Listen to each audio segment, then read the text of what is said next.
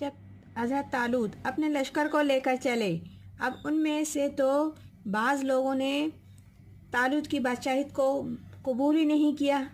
تو وہ وہیں رہ گئے تھے، وہ آئے ہی نہیں۔ پھر جو لوگ ساتھ چلے تھے ان کو لے کر وہ چلے جنگ کرنے کے لیے، تو انہوں نے کہا راستے میں، یعنی کہ طالوت نے اپنے لشکر والوں سے کہ اللہ تعالیٰ